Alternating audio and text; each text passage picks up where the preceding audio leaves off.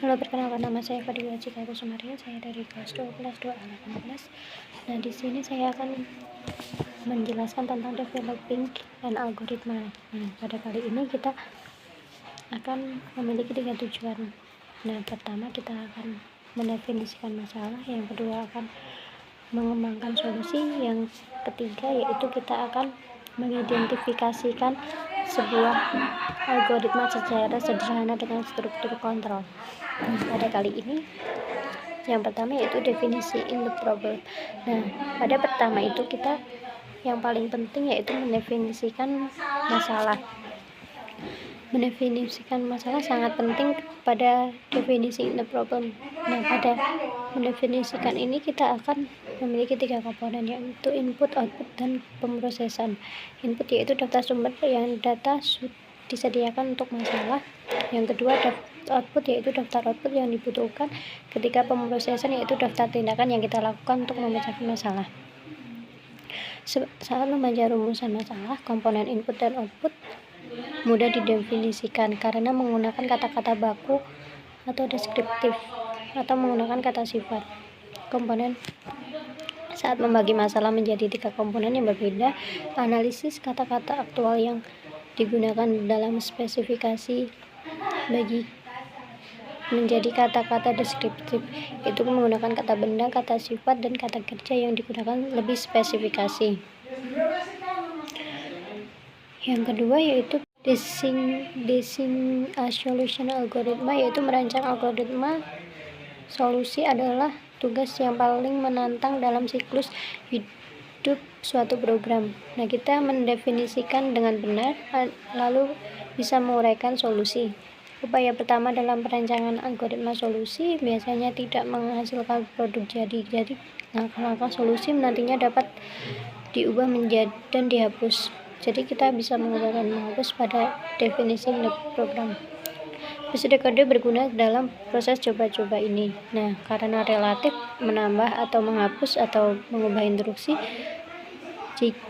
jadi kita tidak usah ragu untuk menghapus atau mengubah algoritma karena bisa di input kembali. Ada beberapa argumen bahwa pekerjaan seorang programmer berakhir pada desain algoritma.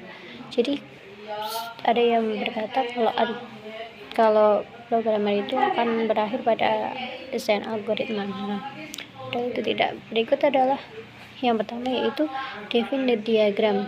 Ada defining diagram, yaitu akan ada diagram. Terus yang kedua solusi algoritma, diagram yang menunjukkan apa yang diperlukan dan perhitungan sederhana akan menentukan caranya menggunakan metode kode dan struktur kontrol untuk membangun algoritma solusi. Ada beberapa hal yang harus dipertimbangkan dalam algoritma, yaitu sebuah nama telah diberikan algoritma.